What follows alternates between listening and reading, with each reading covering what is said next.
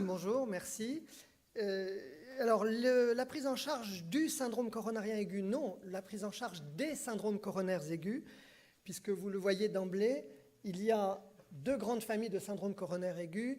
Il y a bien sûr celui qui s'accompagne d'un segment ST vers le haut, c'est-à-dire l'onde de Pardy, les infarctus ST+, et puis qui est quelque chose d'assez carré, d'assez homogène. Et puis vous avez les syndromes coronariens aigus ST-, c'est-à-dire sans sus-décalage de ST. C'est un groupe hétérogène dans lequel il y a des infarctus sans sus-décalage, mais aussi des syndromes coronariens aigus sans infarctus, sans élévation de troponine, et puis des syndromes de menace dits encore instables. Et on voit bien donc qu'il y aura des gravités différentes qui influeront sur le type de prise en charge.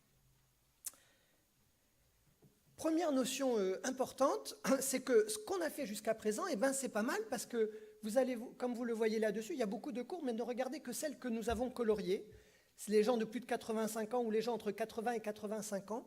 Et voilà ce qui est devenu la mortalité des syndromes coronariens aigus, tous genres confondus, entre les années 95 et les années 2010. Et on voit qu'il y a eu une division par deux de la mortalité des syndromes coronariens aigus, qu'ils aient plus de 80 ans ou plus de 85 ans. Alors bien sûr, c'est des mortalités qui restent supérieures à ceux des groupes d'âge inférieurs, mais on est passé quand même de mortalité de l'ordre de 25% à des mortalités de l'ordre de 12% à 6 mois. C'est quelque chose de remarquable. Et ceci vient de quoi? Puisque ça, c'est déjà ce que l'on fait. Eh bien, quand on regarde ce qui a beaucoup changé, c'est, vous allez voir deux événements. Premièrement, l'angioplastie, c'est-à-dire la revascularisation de ces syndromes coronariens aigus.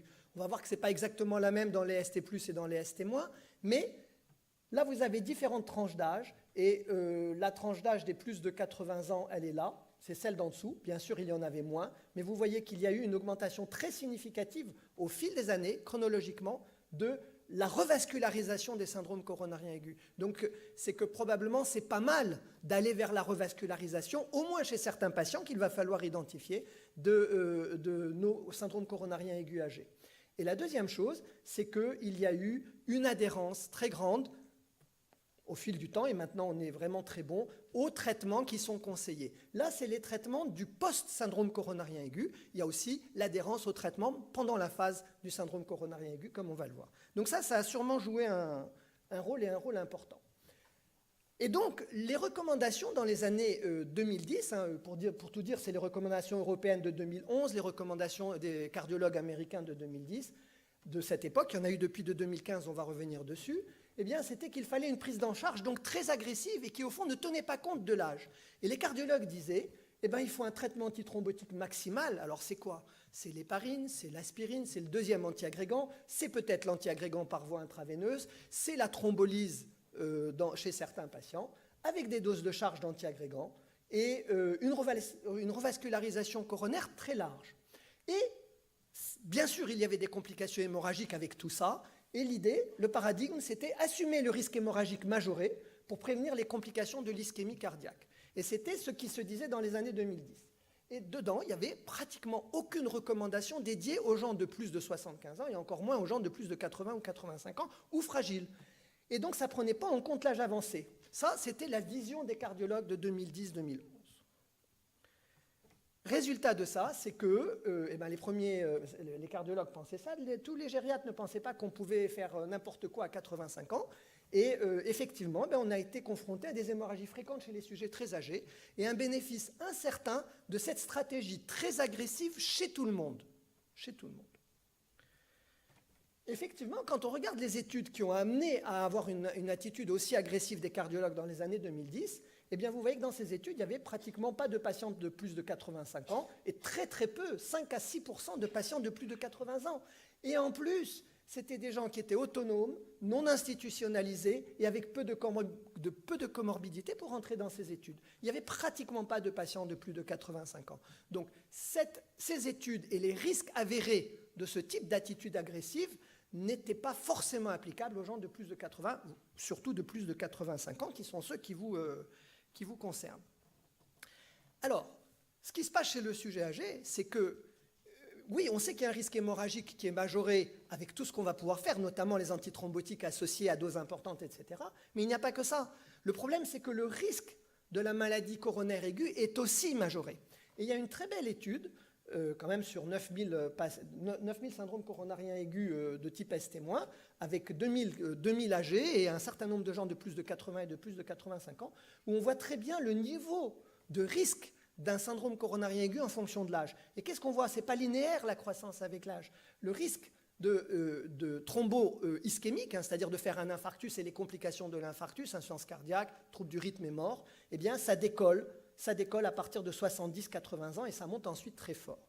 Mais dans le même temps, donc on pourrait dire, raison de plus pour être agressif, et particulièrement agressif.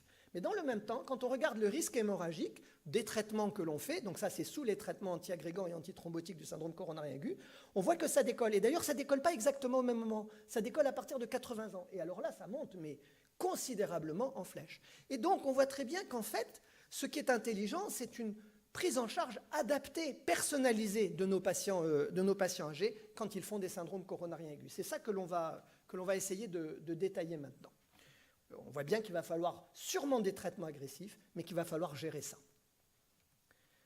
Premier volet, le syndrome coronarien aigu ST+. Alors là, on ne va pas en parler longtemps, ça va aller assez vite parce que les infarctus ST+, les choses restent à peu près cadrées et effectivement à peu près superposables chez le sujet de 75 ans et chez le sujet de plus de 80 ans. Alors le syndrome ST+, vous l'avez là avec le sus-décalage et son miroir, c'est une occlusion totale par un thrombus dans une artère coronaire. L'occlusion est totale. Et donc, la conséquence de ça, à part le fait, je crois que je l'ai marqué là, non? Oui. Donc, c'est une obstruction totale. Et donc, le traitement, c'est quoi? C'est une désobstruction immédiate. Donc, c'est une angioplastie primaire, c'est-à-dire, dès qu'on fait le diagnostic, on doit faire l'angioplastie ou une thrombolyse. On va discuter de ça chez le sujet âgé. Bien sûr, un traitement antithrombotique puissant, héparinique et double antiagrégation. Et puis, les traitements de la phase aiguë, le bêta-bloquant, sauf contre-indication, l'insuffisance ventriculaire gauche, la bradycardie, les nitrés à la phase aiguë tant qu'ils ont une douleur angineuse de leur infarctus, les antalgiques, l'oxygène. Voilà le schéma classique. Voyons voir maintenant ce que ça donne chez le sujet âgé. Il n'y a pas de grande différence. Simplement, il va falloir tenir compte des limites et des prudences liées à l'âge. Alors, on va retrouver la perfusion, le scope, l'oxygène. Et puis, les traitements antithrombotiques. L'aspirine, c'est indispensable. Le deuxième antiagrégant, c'est le clopidogrel ou le ticagrelor. Le prasugrel, il est contre-indiqué chez les gens de plus de 75 ans, donc vous l'oubliez. Donc c'est l'un ou l'autre qu'on rajoute à l'aspirine. Et on ne le met que si le risque hémorragique n'est pas majeur. Et puis il va y avoir une héparine à dose efficace pendant quelques jours, l'ordre de grandeur c'est 3-4 jours. Après se posera le problème de l'héparine préventive chez quelqu'un d'hospitalisé, mais c'est autre chose, avec une dose adaptée à l'âge, avec une surveillance de l'anti-DISA, et bien sûr, s'il est âgé et qu'en plus il est insuffisant rénal, clairement, c'est de l'héparine non fractionnée non plus, de l'HBPM qu'il faudra. À côté de ça, il y a les bêta-bloquants, la troponine IV. Donc, vous voyez qu'on la trinitrine par voie intraveineuse s'il y a une douleur ou de l'insuffisance cardiaque encore à la phase aiguë de l'infarctus, pour autant qu'il n'y ait pas de contre-indication. Tout ça, c'est classique. On surveille, et dans la surveillance, il faut aussi s'assurer qu'il n'y a pas de complications hémorragiques, qu'il ne se couvre pas d'hématomes, qu'il n'y a pas d'une anémie qui s'installe. Et ça, c'est tout ce qui est adjuvant, mais la réalité, c'est que c'est une course contre la montre pour revasculariser notre infarctus. Et chez le sujet âgé, c'est oui, c'est ce qu'il faut faire si c'est jugé utile et possible. Ça veut dire quoi? Ça veut dire que si son espérance de vie est de 3 mois et qu'au fond, mourir rapidement, c'est ce qui peut lui arriver de mieux, ou s'il n'est strictement pas revascularisable, les artères ne sont pas touchables, on oublie ça. Mais sinon, c'est à peu près le même traitement que chez le sujet jeune, avec les doses adaptées. Quel type de revascularisation? Eh bien, c'est par angioplastie si possible.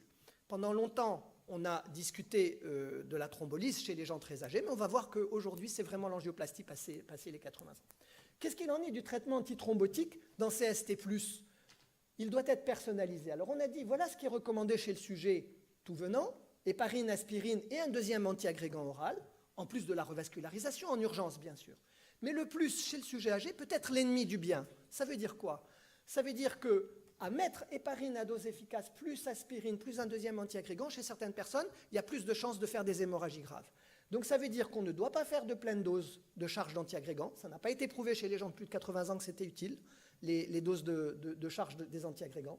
Deuxièmement, qu'il faut éviter dans le même temps le surdosage en héparine. C'est vraiment pas le moment.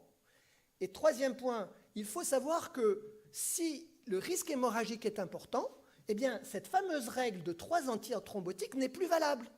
Contrairement à ce que disaient les cardiologues jusqu'en 2011-2012.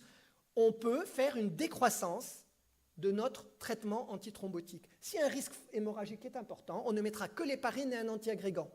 C'est quoi? S'il sort d'une chute, s'il est anémique, s'il est en période périopératoire et que l'infarctus est une complication de la chirurgie, eh bien on sera dans une stratégie dégressive par rapport au plus.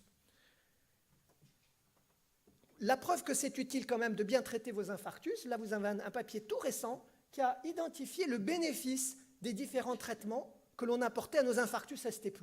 Donc c'est une cohorte intéressante, hein, c'est la cohorte canadienne, 150 000 syndromes coronariens aigus quand même, et par rapport aux recommandations habituelles, eh bien on voit que le fait de mettre de l'aspirine, ça rajoute de la vie, ça c'est la vie gagnée à avoir mis le bon traitement. Donc s'ils sont sous aspirine, ils gagnent 1 an et demi de vie là, et là ils gagnent un peu de vie. Ils gagnent un peu de vie avec les bêta-bloquants, et ils gagnent pas mal de vie, parce que c'est pas mal de vie, quelques mois supplémentaires, avec la reperfusion aiguë. Là, et vous faites la somme, et vous avez ce qu'ils gagnent avec le traitement en phase aiguë. Quel type de revascularisation? Eh bien, la thrombolyse, on en a parlé pendant un certain temps, mais qu'est-ce qu'on voit? On voit que si la thrombolyse est efficace pour diminuer la mortalité de l'infarctus ST+, chez les gens de moins de 75 ans, à partir de 75 ans, vous regardez ici, il n'y a pas de bénéfice à la thrombolyse. Et notamment, après les 75 ans, on a 20% d'hémorragie sous thrombolyse. Et deuxièmement, passé 85 ans, on a 2,5 à 5% d'accidents hémorragiques intracérébraux dramatiques. Donc, ce n'est pas la technique de choix pour revasculariser en urgence une coronaire aujourd'hui, c'est l'angioplastie. Et vous avez ici une méta-analyse qui montre donc en blanc la mortalité de l'infarctus je crois, 1 an s'ils ont bénéficié d'une thrombolyse et en noir s'ils ont bénéficié d'une angioplastie. On voit que chez les gens de moins de 70 ans, les deux techniques font à peu près jeu égal, mais que chez les gens de 80 ans, et de 75, 80 ans, 85 ans, eh bien, l'angioplastie préserve mieux la vie que la thrombolyse. Après le traitement du post-infarctus, ST+, eh bien, c'est les mêmes. Et il y a le problème, c'est le même que celui du sujet plus jeune, les mêmes médicaments, avec des doses adaptées comme on va le voir ici, mais le point essentiel, c'est la durée de la bioantiagrégation plécataire. Eh bien, quand on fait un syndrome coronarien aigu, un sujet jeune, il doit avoir 1 an d'antiagrégant double, c'est-à-dire aspirine plus ticagrelor par exemple. Il doit avoir 1 an d'antiagrégant double, qu'il ait eu ou pas un stent, ça n'a rien à voir. Qui dit SCA dit 1 an de bi-antiagrégation plaquettaire, la fameuse DAPT.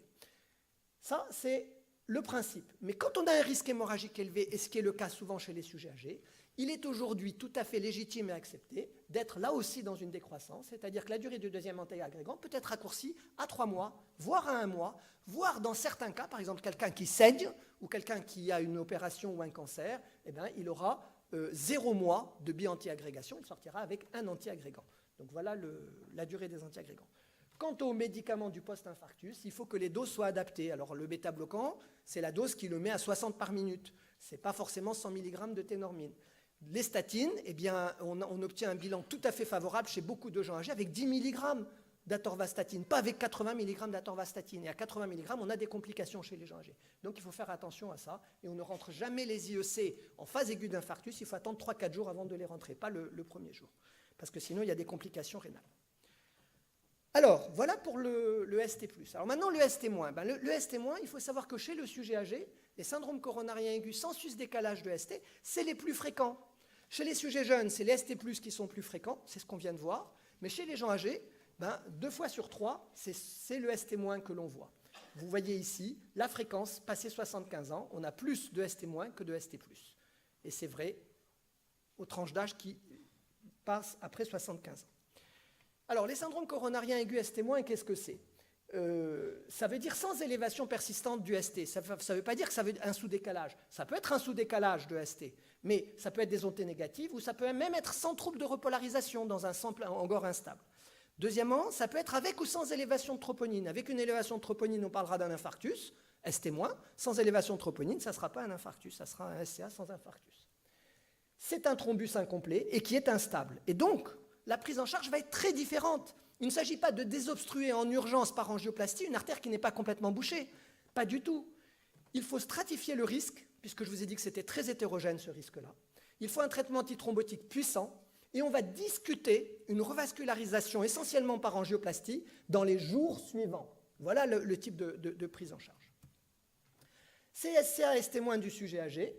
Bien, on l'a dit, c'est la majorité de ce qu'on voit chez le sujet âgé. Et c'est souvent au cours d'une affection aiguë, ce qui complique la donne. Ça va compliquer le diagnostic, mais ça va compliquer la prise en charge. Pourquoi? C'est au cours d'une hémorragie, ou d'une anémie sévère, ou d'une chirurgie. Donc ça va rendre l'emploi des antithrombotiques à dose massive très difficile dans ce contexte à risque hémorragique élevé.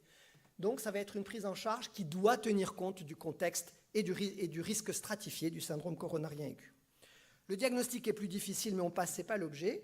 Et ce que je veux vous montrer, c'est ça. C'est-à-dire qu'enfin, on a des recommandations, un peu de bon sens, depuis fin 2015, qui sont consacrées au sujet âgé dans les nouvelles recommandations de la prise en charge des syndromes coronariens aigus S témoins faites par des cardiologues. Il y a enfin une page sur 60 consacrée au sujet de plus de 75 ans. Mais ils acceptent d'aller jusqu'à se poser des questions chez les gens de plus de 85 ans. Donc c'est déjà pas mal. C'est un Français qui l'a fait, c'est pour ça. Oui, c'est pour ça. C'est pour ça. Et il avait dû nous entendre, peut-être, tu vois. Parce que ce n'était pas le discours d'il y a 5 ans, quand même. Hein. Tu vois, voilà. Et donc, tout ça pour dire que vous allez voir qu'à chaque fois, il demande de réfléchir, de tailorer, c'est-à-dire d'adapter, de régler ce que vous allez faire au contexte du sujet que vous traitez. Il faut donc adapter le traitement antithrombotique au poids et à la fonction rénale. Et en fait, il faut rajouter et au risque hémorragique évalué. Deuxièmement, on doit envisager une stratégie invasive. On doit l'envisager, mais il faut que ça soit en fonction des risques potentiels, des bénéfices, de l'espérance de vie, des comorbidités, de la fragilité du patient. Et les doses de bêta-bloquants, de statine et tout, eh bien, doivent être adaptées pour prévenir le risque d'effets secondaires. Alors qu'il y a 5 ans, c'était 80 mg d'atorvastatine, quel que soit l'âge. Aujourd'hui, ça n'est plus vrai. On doit en permanence tenir compte de l'âge et de la fragilité. Voilà, donc tout ça pour dire que le schéma thérapeutique actuel, c'est de l'hospitaliser, bien sûr, un traitement médical, pour autant qu'il soit toléré, adapté, antithrombotique et antiischémique, en évaluant les risques. Et puis, revasculariser si le risque ischémique est élevé et que, bien sûr, le geste technique est possible. Le traitement, on l'a vu, c'est du même ordre, c'est-à-dire héparinique, aspirine plus clopidogrel ou ticagrelor, les mêmes médicaments, et il faut traiter les facteurs de décompensation, ne jamais oublier ça, puisque en général ça accompagne ça, et transfuser si besoin. Et puis on va discuter dans un dernier temps, la coronangioplastie, si le risque est élevé. Alors comment est-ce qu'on évalue le risque ischémique d'un syndrome coronarien aigu S témoin? Voilà les facteurs. S'il récidive leur douleur, s'il y a des signes ECG, s'il y a une élévation de troponine, s'il y a une complication, si bien sûr il est âgé, mais ça vous l'avez d'emblée, s'il y a des comorbidités, et tout ça peut aboutir à un score d'Y que vous trouverez sur Internet. Mais dans la réalité, il suffit d'avoir certains de ces éléments pour savoir qu'il est à risque élevé d'infarctus et que donc il faut aller vers la revascularisation. Ça veut dire quoi en négatif? C'est que si votre sujet âgé, il n'a pas de signe électrique, pas de troponine élevée, il a simplement eu des petites douleurs qui se sont réveillées, vous n'irez pas forcément à la revascularisation. Donc vous évaluez le risque ischémique. S'il est élevé, il faut aller à la revascularisation. Et cette revascularisation, ça a été montré dans un registre. Ici, vous avez ceux qui ont bénéficié d'une angioplastie. Eh bien, ceux qui ont bénéficié d'une angioplastie ont une meilleure survie à 6 mois ou à 1 an que ceux qui n'ont eu qu'un traitement médical. Mais il faut dans le même temps évaluer le risque hémorragique. Alors, il y a des scores qui sont compliqués, mais il y a surtout, voilà ce qu'il faut savoir du risque hémorragique, c'est ce que vous avez en tête, c'est nous les cardiologues, on les a appris de vous, l'insuffisance rénale, l'anémie, les chutes récentes avec hématome, des antécédents d'hémorragie, ou notamment dans la tête, et la période périopératoire. Et si j'ai un risque hémorragique important, je vais adapter le traitement antithrombotique, et je ne vais plus donner le traitement antithrombotique maximal qui est recommandé dans les guidelines. Donc, encore une fois, si j'ai un risque hémorragique important, je limite ce risque. Comment? J'évite tout surdosage en héparine, je réduis les doses d'HBPM, je ne donne pas de dose de charge de clopidogrel ou de ticagrelor, et je sais que je peux avoir là aussi une stratégie descendante, c'est-à-dire que si besoin, je ne donne pas les 2 antiagrégants, je n'en donne qu'un. Et si vraiment le risque hémorragique est maximum ou s'il est en train de saigner, je ne donnerai pas héparine plus aspirine, je ne donnerai qu'aspirine, par exemple. Voilà. Quelle est la durée de la bi-antiagrégation? C'est en théorie 12 mois, comme on l'a dit, là aussi, mais là aussi, ça va dépendre du risque hémorragique. Imaginez que quelqu'un ait des AVK parce qu'il a une fibrillation atriale ou des AOD. Eh bien, dans ce contexte-là, on ne laissera pas pendant 1 an aspirine, plus clopidogrel, plus AVK. On les laissera peut-être 1 mois, peut-être même d'emblée AVK, anticoagulant et oral et un seul antiagrégant. Voilà, je vous remercie.